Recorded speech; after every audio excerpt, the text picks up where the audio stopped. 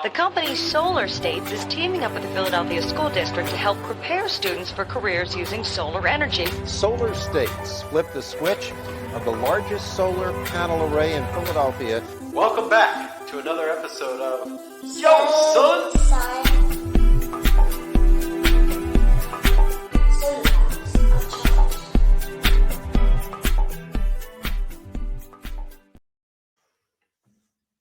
Welcome back to another episode of Yo, Son! I'm your host, Micah Goldmarkel, here with Jared Pashko. Welcome. And today on the show, we've got an esteemed colleague, Terry Tomei, founder and CEO of Positiv Energy. Welcome to the show, Terry. Thanks for joining. Welcome. Hey, guys, thanks for having me. It's really an honor to be here. That's great, Terry. Well, this is kind of a first, I want to say, right, Jared? I mean, on the Yo, Son, we haven't really had another EPC or Well, we solar did we have Ipsen on? Did we have Ipsen on? I think I don't know. but I don't know if they were talking with their EPC hat on or with their Sunboy sort of hat solar on. management app, hat on. But anyhow, Terry, thanks for coming on. It's great to have a fellow solar installation professional on our show.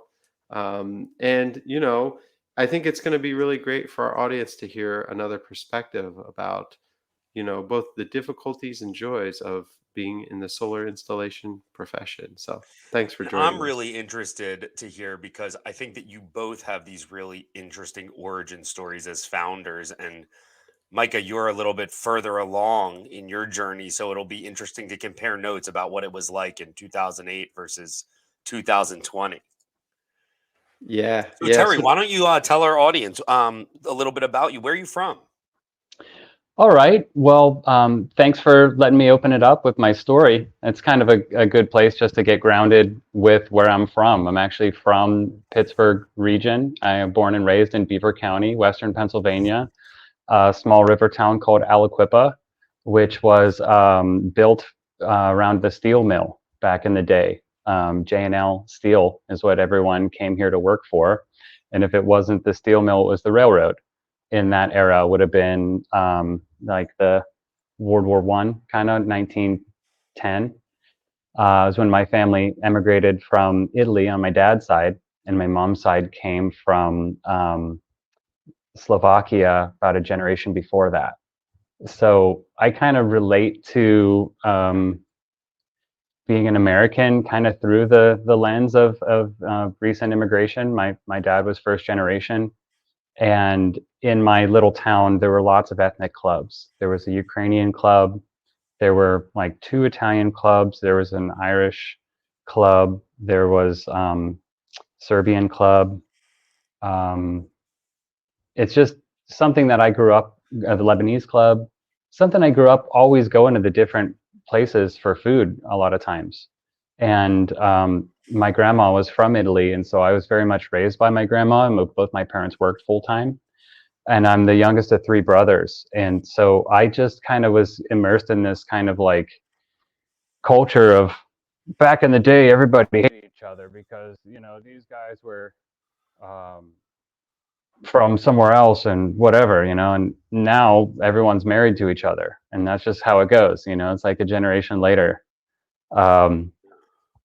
So, fast forward to where we are now, it's like, Are you still in the same area? You're out in there near Pittsburgh, right? I am, yeah. I actually moved away after college in my time at Penn State and moved to Portland, Oregon. And I lived there for 8 years. And that was where I got into Portland. solar. Yeah. Really love the Pacific Northwest. And I love to travel. I travel a lot. As soon as I got a few $1,000s in my bank, I would take another trip somewhere. And my trips usually last 6 weeks, not 6 days. Nice. So, yeah. So hold on. Let's examine that a little because I love travel and I love Portland. My brother lives in Portland. Great town. So and I would say my family's I'm third generation immigrant. So Wow. do you feel that background instilled in you a different perspective on America, business ownership, that sort of stuff? I do. Yeah. Sometimes I feel like I'm still like living this like immigrant's dream of like making something from nothing.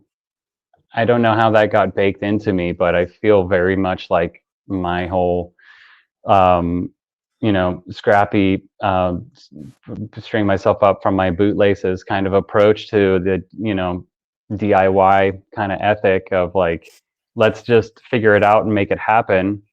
And then like that being the raw push for the entrepreneurship, then we kind of polish that in like, let's keep it tight, let's do it right, keep it clean, keep it professional, and not just be like some scrappy contractor, but like really like do the right thing for the right reasons and earn those referrals. Yeah, yeah, referrals are key. And so what year did you start Positive Energy? Um, Really about 2018 was when I started working for myself. That's In great. 2020, I started focusing just on solar panel installations, mostly just friends and family stuff. And in Uh-huh. 21, I hired my first employee. Wow. Wow. What a big step. And so how many employees are you now? Currently, we're up to 8 employees. Wow, that's great. That Yeah. is great. It's a Hmm. it's a real it's both stressful and awesome is how I found those early days to be. It's like Yeah. those two things are married in some weird way, like stress and awesomeness is like I don't Yeah. know how to Somebody describe it told me other once than like excitement and anxiety are the same feeling, just different perspective. I thought that was really, you know, maybe stress and joy are the same feeling as well, just different perspective. Yeah. Another take on that is stress and strain, right? And strain being a healthy form of stress, the one that causes us to stretch and grow. I think my analogy is yeah. something like being a drum skin is being stretched and tightened and stretched out in all these directions so that I actually am tuned well like an instrument. Yeah. Interesting. I like that analogy, the drum skin. Okay. Okay. So, I'm a to much to the consternation of my wife and coworkers, I'm a shoot from the hip kind of guy. And I tried to lay plans, but my best laid plans for businesses were always sort of wrong. And I always wonder, do other business owners have the same experience? Are you like on a plan and you're just like hitting every, yard sign or road mark along the way, or are you just sort of figuring it out, building the ship as you fly it? Oh, no way, man. We're definitely improvising over here. Um, when I started the company, I had a lot of time to kind of write my business plan and, pro forma and, kind of a couple year plans. And it just doesn't work out like that. Isn't that so true? I mean, I must have written, a business plan at the beginning, one sort of like 2 or 3 years in, none of them worked out. Like I spent a lot of time, a lot of thought on them, and it's like none of that stuff happened that I was planning. I mean, not none of it, but a lot of it went in different ways that I wasn't expecting. And I'm always in awe of people who come up with a plan and then everything just goes to plan. I'm like, no, Hmm. I tell anybody who listens to me that my biggest business advice is go where the market tells you. Like you can't force something to happen. You have to sort of go and bring your ideas to where the market wants you to go. Has that been your experience, or how have you grown from 1 to 8 employees? Yes, definitely. I think there is an attitude of sort of just showing up for what the need arises, and so in a way, there's like this whole element of service that's sort of baked into what I do. I come to solar from like an environmentalist background. It's like that's why I'm motivated to contribute and felt like it was meaningful for me to Yes, do sir. that. Yes, So sir. that's what got me into solar in the beginning. And then it's just such a cool industry full of cool people. I like to be outdoors and love to travel and, food, music, and all kinds of stuff that I'm into. So it's really easy to just, be in this industry. Yeah, I'm staring at Um, these flags in your background. I'm like curious. Like they remind me of Mount Everest. oh yeah, those are Tibetan prayer flags. I've never been to Tibet or Mm. anything, but I Okay. do have another one up here. If I could point you to my ceiling, I got this awesome African fabric. First Oh time I yeah. went to Africa. Nice. That's up there just for acoustic treatment. Um, Here, I thought you were going to tell us that you Right. climbed Right. Mount Everest or something like that on one of these great outdoor no adventures. You way. Yeah. Yeah. Yeah. No way. Wait, No. you said the first time you went to Africa, so you've been multiple times now? Yeah, I've been there twice. I got really into African drum and dance in college at Penn Very State. They had cool. this great drum and dance ensemble, and I grew up playing in bands. I played the bass guitar, and then I got into djembe like really seriously. And so I went back to Africa to study with my teacher's teacher. And it was like this whole kung fu thing, you know. And I had to learn that everything I knew was wrong. Like the way Wow. that the white people play, it's like just not right. You just got to like do it like they do it, you know. It's like so that was really humbling. Very cool. Have you ever done any solar work in Africa? No, unfortunately, not yet. That's a dream of mine. So part of the reason that I actually started the company in the beginning, one of those great ideas that hasn't, crystallized yet, was to start my solar company in a way that I could use it to travel to fund my travel habit so that I could do solar projects in cool places around the world, just me and my Yeah. team of solar ninjas. And we like get a project in, I don't know, Cameroon or Australia, South Africa, South America. I speak Spanish. Like we could do a lot in Latin America and the Caribbean. But really we just need to be stable here. And that would be like the icing on the cake. When I started my company, I actually tried to start it in Costa Rica because I have friends that moved to Costa Rica. They have farms down there. They're into permaculture, like regenerative agriculture. Cool. And I thought, well, I'll just do solar on their farms, but they're just kind of like doing the hippie thing, even though they're like Yeah. American expats. They don't have a ton of money to invest on this. And the Costa Ricans certainly didn't either. They're like, you're American, like sell this stuff to Americans. And fundamentally, I didn't want to put solar on someone's second house as a luxury item. That just didn't jive with me. So the advice that I took from that was like, come back to my roots, get grounded, form something that's a little more stable than like a kind of lofty idea for some, pie in the sky sort of jet setting kind of fantasy. Let's make some real things happen, and then we'll be able to give back in a way that's really lasting. I don't want to travel as a tourist. I want to travel in a way that we can go there, do a project with people, stay for a couple months. And so for that reason, we set aside 2% of our profits to the development of humanitarian solar projects worldwide. Wow. And we haven't gotten to use the fund yet for anything. So we're like maturing that for when we can partner with a nonprofit or another entity to where we can, send a couple guys and do something really great. Micah, before I got into solar, I was kind of going through what I called my quarter life crisis. I was like 28 years old. I was I really love that lost, quarter life trying to like crisis. really ground myself. And I swear, I know this is going to sound really crazy. I was like, I'm going to go move to Costa Rica and I'm going to install solar panels and do renewables because Costa Rica is this heralded site with I think 98% of all their energy is renewables. Well, not until I got down there that I realized that it's mostly hydroelectric, and they have this like luscious river system of flowing rivers from the mountains to the lowlands and out to both oceans that facilitates that, and that really there's not so much wind or solar. I ended up there for 2 months, and I tried going on these tours to these facilities to like learn more about their infrastructure, and that really inspired me. I failed obviously because I'm back here, but I did succeed because I got to meet you, Micah, and now I'm here at Solar There you States, go. and we're rocking. Yeah. But Yeah. what a small world that me and Terry both Yeah. kind of had this Costa Rican dream, Yeah. Yeah. Well, two things I think that I want to drill into that you just talked about, Terry. The first thing is doing solar projects abroad. I hear that with so many solar installers and company owners, and it just amazes me that solar folks are really into the global community, not just their local community.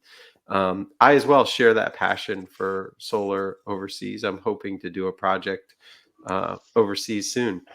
And one of the things that really excites me is not just doing a project, but training people so that when I'm not there, they are doing their own projects and getting their own things off of the ground. And so that's a big part of the motivation for our training mission, is not just training people locally, but the idea that we can train people anywhere and empower them to build their own solar. So totally see where you're going there.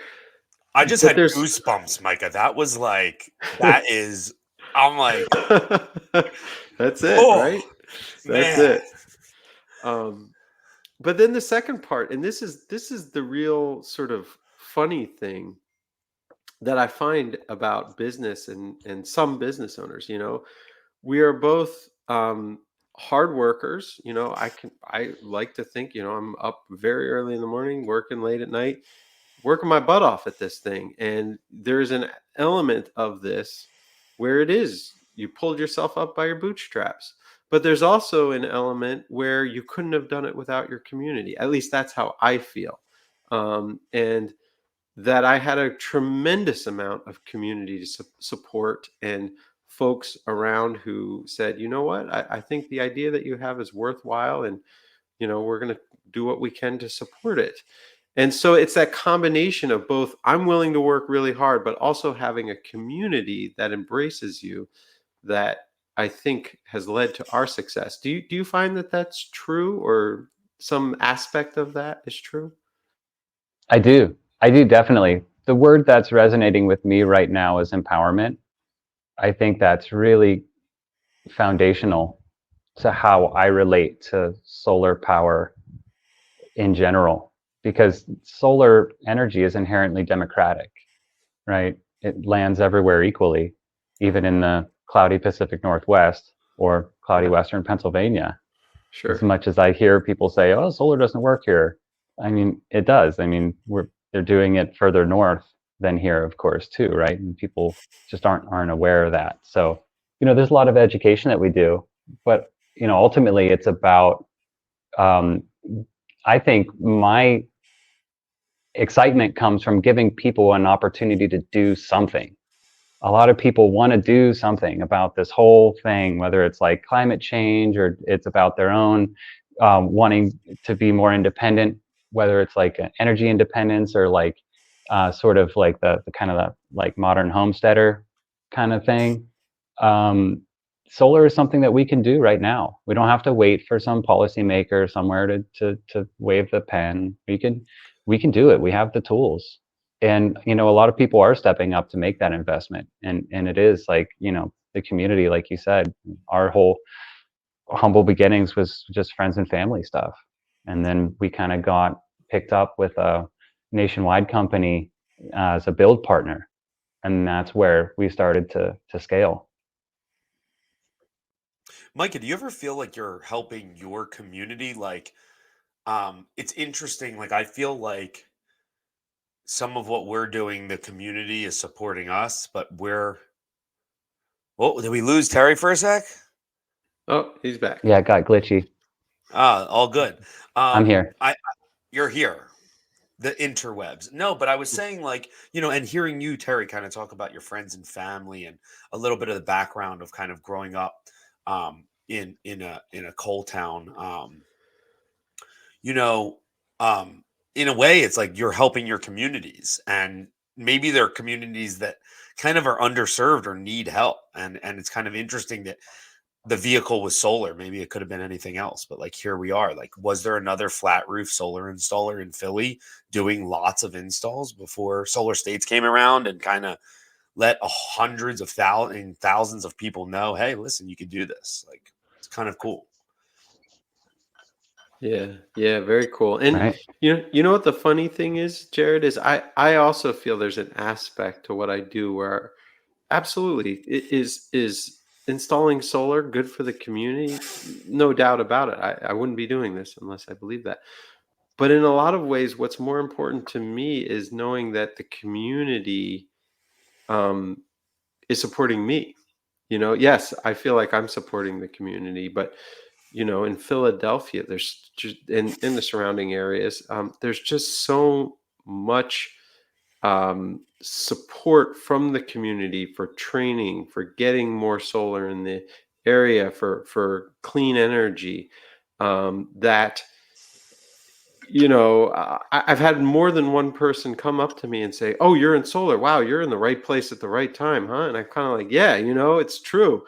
I am. I feel that way because there is so much support for solar energy around in the community, and it's not just from wealthier communities. It's also from communities that have traditionally been disenfranchised because they're no longer going to build the gas plant in their backyard, or maybe they're going to eliminate the oil infrastructure that was near them that was polluting the local environment. And again, I'm not here to dump on fossil fuel industry. I've said this time and time again. I think that fossil fuels got us to this point, and now it's just time for a transition. It's not demonizing anyone to say that we need to move from the typewriter to the computer. It's sort of the same thing for the energy industry. It's time to move on to a newer, better technology, and that's been a critical part, I think, to our success. Out in Pittsburgh, is the community very supportive of solar? Out here, it's a different attitude, I think. I've kind of come around full circle to where my attitude now is that we're all part of the energy industry, and what we need now is Right. more energy. Yeah. And so I'm happy to be providing that in renewables. However, there's just been a ton of fracking out here for the last decade or even longer. And I think that was one of the things that helped me to leave the region for a while, because I was really against fracking when I was active in college as an activist, and it was just everywhere. So I said, I'm gonna take some space and kind of go off on my own, and it kind of turned into the hero's journey, where I went on my adventure, found my medicine, and brought it back, to my community here in my hometown. And now I can provide that, because this area in Western Pennsylvania, it's like years behind other markets in solar. It's odd, because a lot of folks, they're just either skeptical of solar, or other folks are kind of used to be more outright hostile towards it. Oh yeah. Oh yeah. I've seen that. I mean, I've seen some of that. And yes, our community has been very supportive, but I've run into the people who are not. So I'm interested. Tell me some stories. What um, hostilities towards solar have you faced? It's just kind of like, pushing it aside, like, oh, that doesn't work, that'll never be enough. And, it's like, in the big picture, I can't, I gotta say it, sometimes I agree with them. Sometimes it feels like a drop in the bucket for what we're doing. Are we still just like 1 or 2 couple% of the total energy mix? Really? Like, does that matter really? And we have to do what we can do. At the end of the day, I want to be a part of something. I believe in the future, Yeah. and I can't just give up and say, like, oh, well, it's too big and I can't do anything. It Yeah. comes back to empowerment. We all have to do something. And if everyone had just 2 or 3 kilowatts on their roof, the world would be a different place. Absolutely. Great point. And I want to give a shout out to our B Corp brothers and sisters out there, because I really believe in the B Corp saying, which is be the change. And that's one of the things. And I've questioned, my work as well in the same way. Am I really making a difference? Is this really, doing something? But then, you step back and you think about it and you say, well, if at the least what I'm doing is modeling how I want to see the future to go, then this is a successful venture. If at the very least I'm exposing people to the possibility of solar as an option for the future, then I feel like I've done something. If I, at the very Mhm. least, I've exposed somebody to the idea that solar could be a field that they work in, then I feel like I've done some positive change to the world. Right. But it's hard. It's very difficult. It's very difficult to wrestle with. We need, so much and so fast, and climate change can feel overwhelming. It's very difficult. Um, Yeah. It totally is an overwhelming thing. And, we just kind of have to bring it back into our sphere of influence, and solar is just one of those great things that has so many other benefits. It's a win-win in a lot of ways how you look at it, so it's just not about the money and the savings or the energy offset. There's all kinds of benefits that have like really caused me to find my footing in this and know that this is something that I'm going to be involved in as a lifetime endeavor, as a career solar sure. technician. Yeah. So tell us about some of your favorite accomplishments as the founder of Positive Energy. Well, one that just came up for us here recently is we just got approval for a USDA REAP grant. Great. That's a Awesome. that's a first. Let's pause Yeah, for a second and let's talk about that a little bit, because I think some of our listeners don't really know what a USDA REAP grant is, and it's a really awesome opportunity. Maybe you could share a little bit about your experience, Terry, and Micah, we could fill in the gaps. sure. Yeah, happy to unpack that a little bit. The REAP grant is a Rural Energy for America program. And it's geared towards rural small business owners and agricultural producers. So it's based on eligibility by the property location, and this grant has been available for a fairly long time now, as long as I've been in solar, which is Yep. Yep. getting up to 10 years now. I did a couple of these out in Oregon for the other company that I worked for when I worked in sales. And I've done two back here in Pennsylvania, but this one is about 30 kilowatts, and it's for a pediatric doctor's office in Butler, which is really rad because they're really awesome people up there. And we were just waiting and waiting and waiting. It took us about 9 months to get approval, and our application didn't score very well, and so I thought it wouldn't get approved. But it did. And the great, kicker is that with the new round of government funding, they increased the grant amount from 25% to 50% of total project cost. Wow. So that's a big win for them. Wow. That's great. That's really awesome. How big is the system? 72 panels. 72. So Nice. 29 kilowatts. Okay. Yeah. It's on a new building. They're actually making a new practice just next to their old one where they're expanding, and they want it to be solar powered. So it's great. just kind of a rooftop install, Mhm.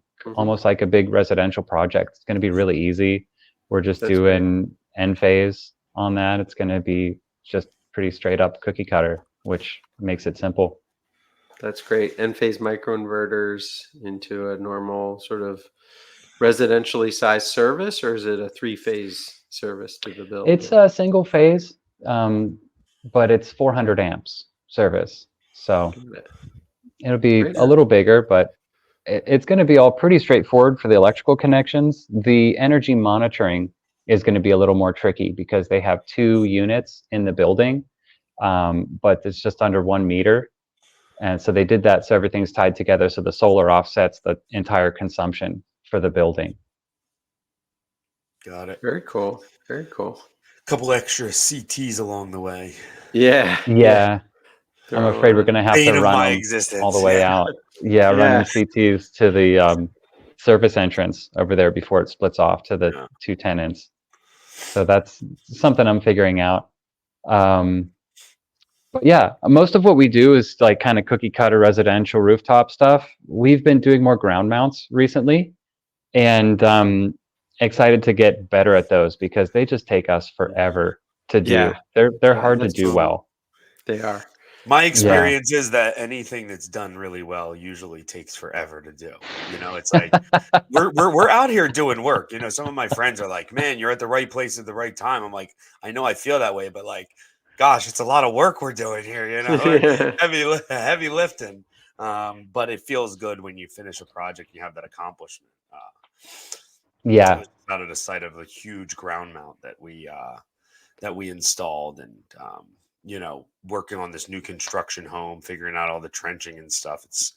It's kind of cool to watch it all transpire. I wish there was like a time lapse of the 6 months and all the different stages.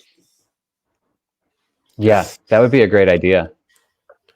So, do you do many or at all commercial solar installations, like maybe perhaps on restaurants or places of business? We're growing into that. That is definitely something that I want to get into. I was kind of hoping I could just leapfrog out of residential solar and into commercial. My happy place would be between like 20 and 100 kilowatts would be great for small commercial size systems. But again, it's just stepping stones. You know, you got to walk before you can run. And those are just bigger systems. And we have to have the expertise in-house and demonstrated capacity to execute on those projects before we take that on. The one commercial project that we're doing as a subcontractor for another company. It's based out of Texas, doing solar on a Bank of America, which is going to be a commercial flat roof ballasted mount system. That's great. Yeah, that's very cool. Congrats on that. Thank you. We've done a number of commercial projects. We did one on a diner, actually. I learned a lot doing one on a diner, that you don't want to have solar panels too close to the vents, the roof vents, because there's a lot of grease flying out. I remember driving by there a couple of years after we had installed it, and like 2 of the solar panels were totally greased over because they were just a little close to the vent. Wow.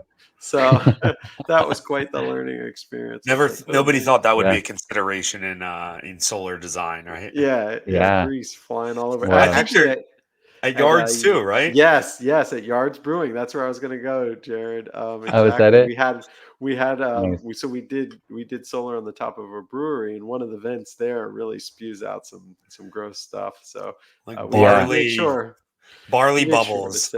Barley bubbles, right. Set the solar array back from there. But speaking of food, Terry, is there any places, any restaurants? We love to talk food on this show. So I got a good one, by the way. I want to let Terry go, but I got I remember last time, Jared, you had a really good one, and I think I went there. I really liked it.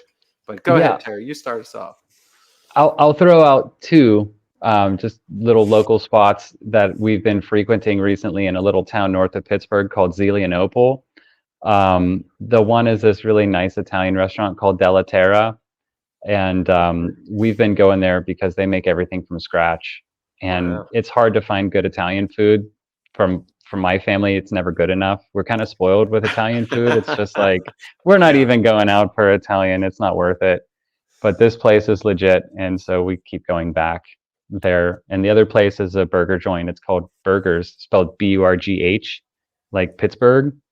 And that's really good. Yeah, they're just fantastic place for a burger and beer. And it's just kind of standard, but it's real quality. Nice. We have a client right now whose name is Ron, and he spells it Rohn. And I said to my one of my coworkers, I said, "Hey, Leaf, isn't that a funny way to spell Ron?" And he said, "I guess he's channeling his inner John." I thought that was really funny. Nice.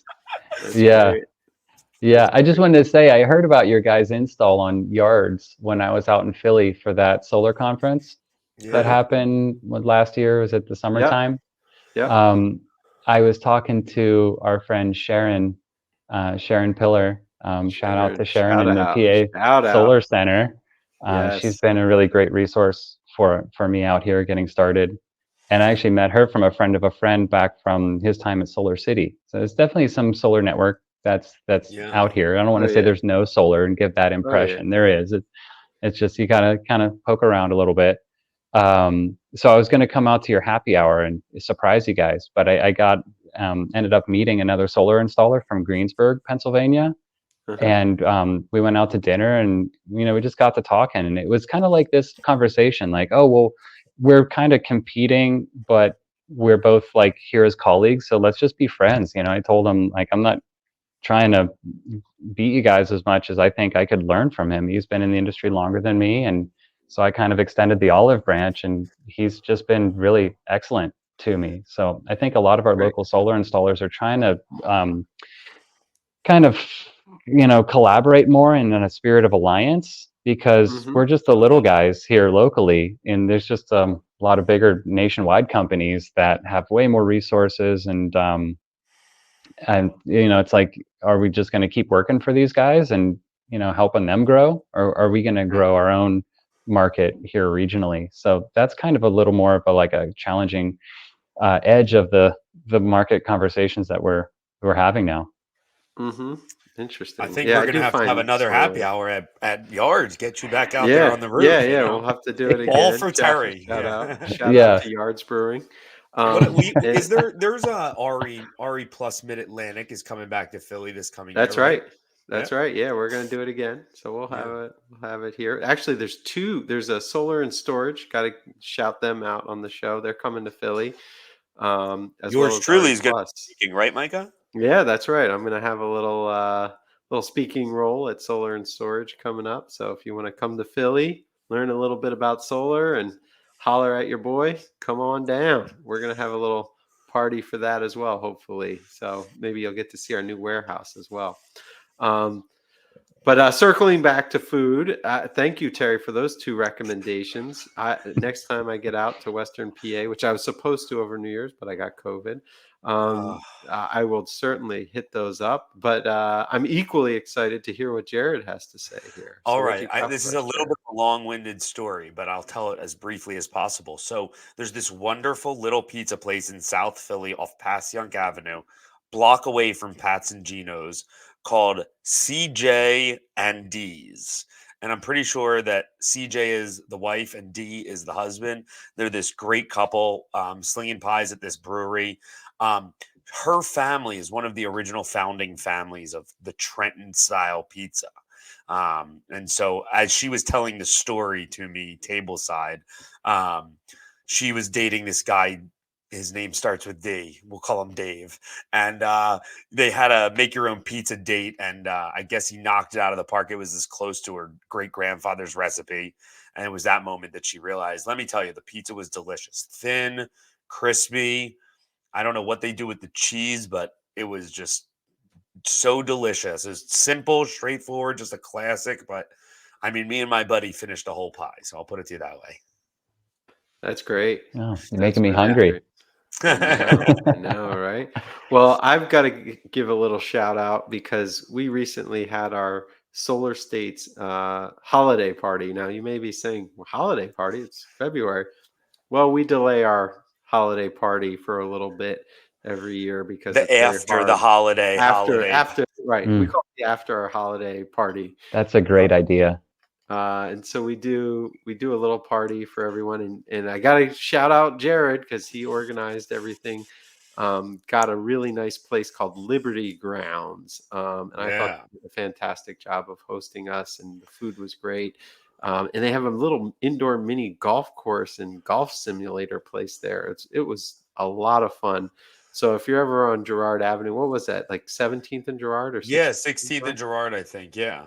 I thought they Yeah, had in some really Philadelphia. good Dan noodles there. Yeah, yeah, they had good Dan Dan noodles. It was a lot of fun to hang out there. So if you're in Philly and you're looking for a fun time, check out Liberty Grounds. It's a pretty interesting thing, and it's in a cool building called the Civic, right on Girard 16th and Girard. So, Philly's got a nice food scene going on. What can I say? There's a lot of good places to go. Well, Terry, thanks so much for being on the show. This has been another episode of Yo, Son. I'm your host, Micah Goldmarkel, here with. Jared Pashko. And thank you so much, Terry, for joining us. We really appreciated having you on. Peace out, y'all. Peace Peace out. out.